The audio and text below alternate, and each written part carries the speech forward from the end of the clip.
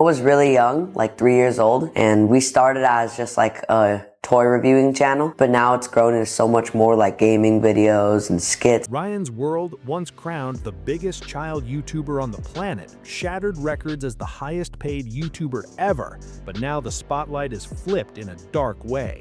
His parents are facing a lawsuit, and the noise online is getting louder by the day. On top of FTC issues, people are seriously asking one scary question. Is the FBI stepping in too? The reason behind all this chaos is simple and unsettling. People believe Ryan may have been trapped inside the non-stop YouTube content grind, and the internet is finally pushing back hard. Comments have been exploding everywhere. One viewer pointed out, "Notice how Ryan stops smiling in the interview, looks off camera, then suddenly smiles again." Another went even further, saying, "This is a prime example of why family YouTube channels should not exist." And what's worse is that even when Ryan grows out of this, the parents might just push the sisters next. That fear keeps coming up again and again. Others are expressing real concern for Ryan as a person, not a brand. One comment hit deep, saying they knew kids from their old school who would have bullied him non-stop, and that thought alone was heartbreaking. Meanwhile, some people sounded relieved, saying, "I'm glad he seems free now. I hope he gets to become an animator and live a normal teenage life." That alone shows how intense the public fear has become. The news broke that Ryan Toy's review is being investigated. People have been looking into the family's past, and it turns out that Ryan's mother, Loan Guan, was arrested in 2002 for shoplifting. She was trying to steal around $93 worth of clothing from JCPenney at Alameda Mall in Houston, Texas.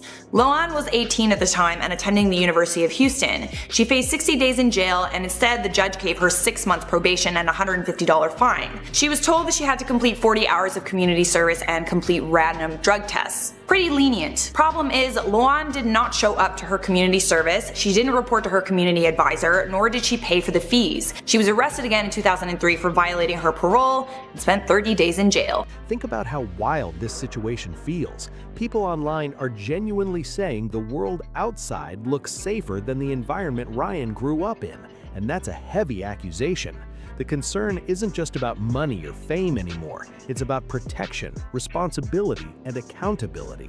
In this video, I'll break down the possible legal consequences Ryan's parents could face if investigations move forward, and I'll also talk about Ryan's sisters, because many people believe their situation isn't getting nearly enough attention. Let's get into it. According to the law, if parents push a child to perform for long hours, especially in ways that cause emotional harm or visible stress, it can cross into serious legal territory and even be prosecuted as child abuse. We've already seen this play out publicly with the conviction of former family vlogger Ruby Frankie on aggravated child-related charges, which shocked millions and set a clear warning sign for the entire industry. Now, when people look at Ryan Kaji and his sisters, I don't know how he feels about college, but we have expressed that that's the goal that we want for him, is to attend college. Yeah, ultimately he decides, and we never really push him to do anything that he doesn't want to do. But we think it's a great opportunity for him to go to college and just meet with his peers who have the same interest. We want him to experience that, so we continue just kind of showing him that side of the good side of the going to college and continuing education. But ultimately you decide. Maybe the world's different by the time you grow up. So many believe they aren't just internet stars, but kids caught in a system they never chose. Critics argue that behind Ryan's World is a massive corporate-style operation trying to grow into a global brand built on non-stop content featuring children. To many viewers, it looks less like family fun and more like a polished business machine that benefits adults while kids carry the pressure. So just imagine this for a second. If the history already looks this messy, why would people not suspect something illegal happening behind the scenes? That question alone is why so many eyes are locked onto this situation right now. To be fair, many people say they respect Ryan's mother for trying to secure a better future for her family, and that point deserves to be said. But at the same time, every parent should want their child to grow up without non-stop pressure, cameras or expectations hanging over their head. Ryan's world wasn't a side project, it was built almost entirely around Ryan himself, with both parents deeply involved in turning his presence into a full-scale operation. I want you to think, use your twin power, and pick your slime. What would Emma pick? What would... At just 8 years old, Emma and Kate are also slowly being pulled into the same life of constant video making, marketing, and online exposure. And the worst part is that they don't seem to want any part of it. Make no mistake, Ryan's childhood was sold. He became a product, and now his parents are coming for Emma and Kate. That's where critics say the line starts to blur, and why people argue the adults benefited most from the spotlight, while Ryan carried the weight. Do you agree or not? That debate has taken over podcasts, comment sections, and social media feeds everywhere. What makes it even more uncomfortable is that Ryan stayed mostly silent through all of it. His parents did the talking, the explaining, and the defending, often saying they would never force Ryan or interfere in his personal life, yet the cameras never really stopped. A lot of people are now guessing that from the very start, Ryan's father and mother may have tried to shield or even hide certain truths from him.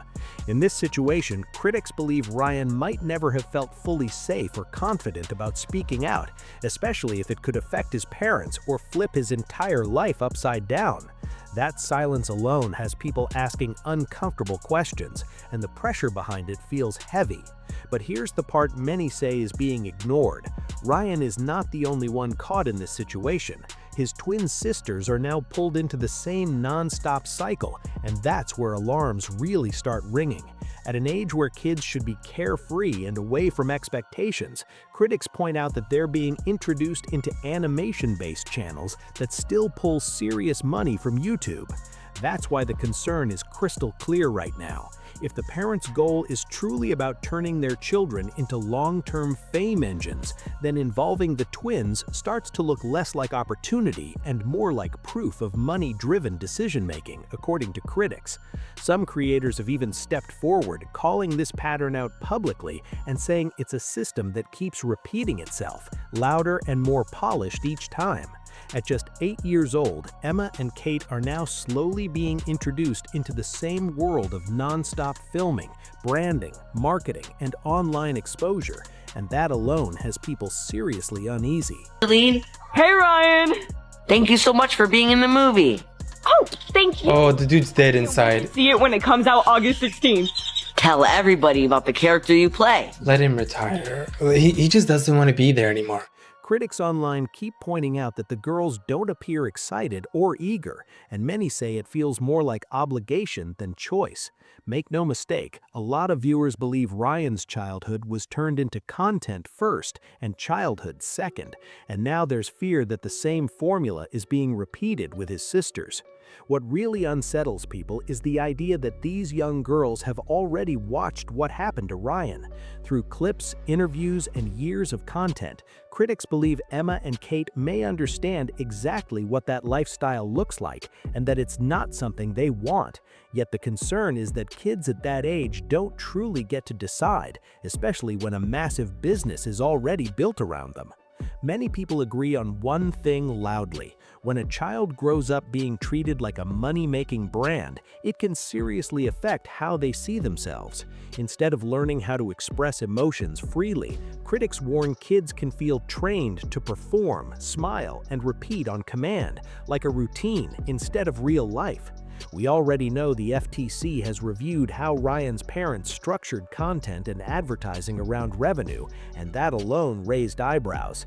Now, the bigger question people keep asking is whether child welfare agencies or even federal authorities are looking deeper into the situation, because for many viewers, this story feels far from over. If investigations really are happening, then Ryan's father and mother could be staring down some extremely serious legal consequences. In the United States, forcing or pressuring a child to produce YouTube content isn't just considered unethical by critics. Under certain conditions, it can cross into illegal territory and even be prosecuted as child abuse. Child labor laws are clear, and violations can lead to fines of up to $1,000 per incident, along with a legal requirement that 15% of a child's earnings be placed in a protected Coogan trust account to safeguard their future. If authorities ever determine that a child was exploited or placed in unsafe conditions, the consequences can escalate fast. In extreme cases, criminal charges could carry penalties of up to 30 years in prison and $250,000 in fines, depending on the findings. Even emotional abuse or neglect doesn't get brushed off lightly. That can result in court-ordered supervised parenting or even jail time for up to 6 months. On top of that, violating COPPA, the Children Online Privacy Protection Act, can trigger massive federal penalties, with fines reaching $43,280 per violation. The message from the law is loud and clear. A child's safety, privacy, and well-being must always come first, no matter how tempting internet fame or massive revenue might be. Several U.S. states are now rolling out brand new child influencer laws, forcing parents to legally save a portion of their kids' earnings, and that move alone says a lot about how seriously this issue is being taken right now. To many observers, these laws aren't random. They exist because lawmakers believe children in online content need protection from pressure and exploitation. And yes, critics online keep pointing at the Kaji family as a major reason these conversations even exist. More creators are speaking up, openly saying Ryan's parents should step back and stop pushing the business side so aggressively. Some even claim the parents are hiding uncomfortable truths, though it's important to note these are allegations being debated publicly, not proven facts. Still, the outrage keeps growing. So what do we even say about parents who critics believe are damaging their own kids' futures? Think about it. This corporate-style lifestyle has arguably stripped Ryan and his twin sisters of normal freedom. At an age where kids should be learning, dreaming, and focusing on education, their lives look more like spreadsheets and content schedules than childhood memories. To many viewers, it feels like the kids' lives were turned into a profit system, with success measured in views instead of well-being. Some even say it looks like a risky gamble with their future, and that parents in these situations should absolutely be held accountable for every decision made. At the end of the day, this story goes way beyond YouTube fame or money. It's about childhood being traded for clicks, views, and brand deals. Ryan Kaji may have been the face of the channel, but behind that smile was a kid carrying pressure most adults couldn't handle. And as investigations continue, one question still hangs in the air loudly. Will justice finally catch up to people who turned a child's innocence into a full-blown business? That's the question shaking everyone right now, because no matter how big a channel gets, no amount of fame, money, or subscribers can ever replace a childhood that was taken too early.